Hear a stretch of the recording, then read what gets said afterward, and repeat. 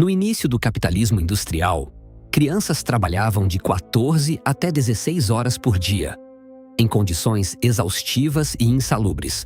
E esta jornada não era a exceção, era a regra. E não eram só os industriais que defendiam a necessidade de se manter esta estrutura de produção fabril. Era o mainstream da economia política. Adam Smith não condenou. David Ricardo e Nassau Sr. foram ao parlamento britânico argumentar contra a regulação. Sr. disse formalmente, em 1837, todo o lucro é gerado na última hora de trabalho. Reduzir a jornada destrói a rentabilidade. Este era o argumento econômico dominante. Respeitado, citado, institucional. A pergunta que esse argumento não fazia era de quem era aquele tempo. Hoje o debate volta com outra forma. Escala 6:1. Os argumentos mudaram. A estrutura é a mesma. Reduzir jornada pressiona a margem, interfere no livre funcionamento do mercado, prejudica a competitividade. Em 1837 era Nassau Sr. Hoje é o mainstream da teoria econômica. E a mesma pergunta continua sem resposta. Até onde o controle do tempo de vida do trabalhador pode ir? Karl Marx, em O Capital, descreveu o mecanismo. O trabalhador recebe por uma parte do tempo, mas trabalha por mais. Essa diferença, que ele chamou de mais-valia, é apropriada pelo capitalista. Marx distinguiu dois tipos: mais-valia absoluta, estender a jornada; mais tempo, mais extração. Mais-valia relativa, aumentar produtividade, sem necessariamente aumentar a jornada. Friedrich Engels, em 1845, documentou em Manchester o que a mais-valia absoluta produzia na prática. Trabalhadores morrendo antes dos 30. Crianças com deformidades físicas, causadas por jornadas exaustivas em tecelagens. E isso não era anomalia. Era o sistema funcionando, dentro da sua própria lógica. A resposta teórica que substituiu a economia clássica veio na segunda metade do século XIX, com Alfred Marshall, William Stanley Jevons, Leon Walras, entre outros. Era a revolução marginalista, onde o valor não vem do trabalho, vem de oferta, demanda e utilidade marginal. Trabalho é fator de produção. Tem preço determinado pelo mercado. Reduzir sua oferta eleva esse preço, eleva custo, comprime margem. O argumento empresarial atual opera dentro dessa lógica e é internamente coerente. Mas há um ponto que essa teoria não fecha. Se o mercado é eficiente, como o próprio mainstream defende, existe uma resposta para o custo. Ela está dentro da teoria.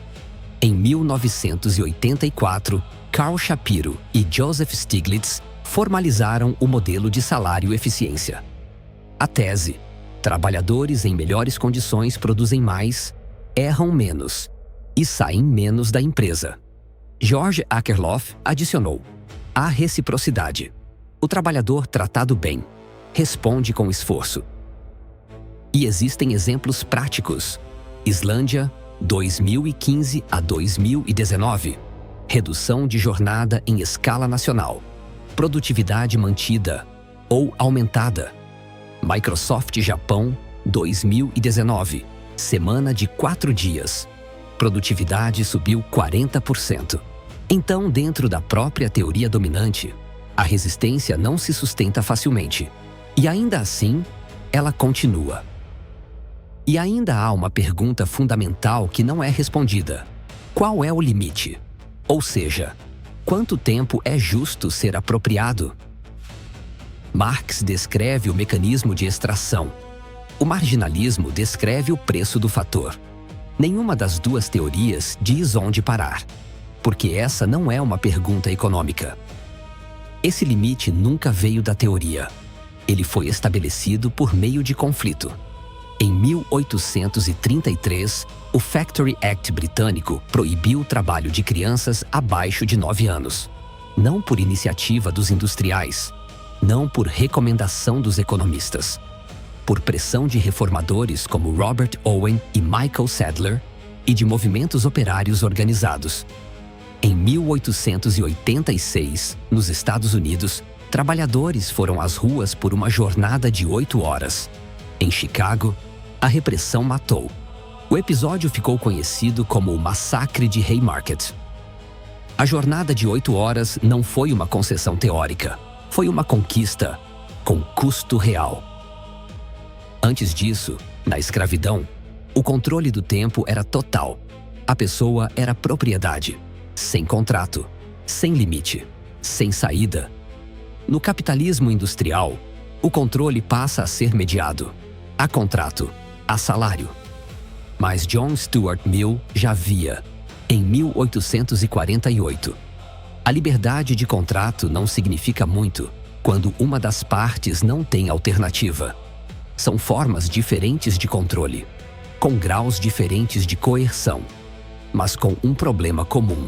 Quem define quanto da vida de alguém pertence a outro. O debate sobre 6x1 não começa agora. É mais um capítulo de uma disputa que nunca teve resposta definitiva e que sempre foi resolvida pelo lado que tinha mais força, não pelo lado que tinha mais razão. Para o economista ganhador do Nobel, Amartya Sen, o desenvolvimento não é o acúmulo de mercadorias, mas a expansão das liberdades humanas. Nessa lógica, o tempo não é um custo, mas a infraestrutura da liberdade. Portanto, o trabalhador deve possuir as condições reais para não apenas sobreviver, mas para ser o autor da própria história, decidindo se quer ser pai, artista, cidadão ou simplesmente descansar. Se a jornada de trabalho consome toda a energia física e mental, ela anula essa capacidade de decisão, transformando o indivíduo em um meio para o lucro alheio e não em um fim em si mesmo. Defender a redução da jornada é, portanto, garantir que o ser humano recupere a soberania sobre seus dias. Isso não é uma concessão ideológica, é a tradição liberal levada às últimas consequências. A ideia de que ninguém é verdadeiramente livre se não for dono do próprio tempo. Em 1837, Nassau Sênior foi ao parlamento dizer que a última hora de trabalho era o que sustentava o império. Ele defendia o lucro. Poucas décadas antes, outros homens de bem ocupavam as mesmas tribunas para defender que a economia colapsaria sem a escravidão. O argumento é ancestral. Dizem que a viabilidade do sistema depende da expropriação total de alguém. Na escravidão, o controle era absoluto. O corpo era a propriedade. Na escala 6x1, o controle é mediado, mas a lógica de fundo sobrevive. Quanto da vida de um ser humano pode ser confiscada antes que não sobre nada dele mesmo? Amartya Sen nos ensinou que ser livre não é apenas não ter correntes. É ter capacidades. É ter as condições reais de ser o autor da própria história. E a infraestrutura de toda escolha é o tempo. Sem tempo, a liberdade é uma alforria de papel. Você é livre para escolher, mas não tem um segundo sequer para exercer a escolha. O limite da jornada não mudou porque os economistas descobriram uma nova fórmula.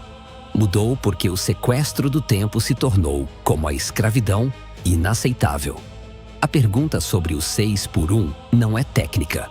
É sobre onde termina o mercado e onde começa a dignidade humana.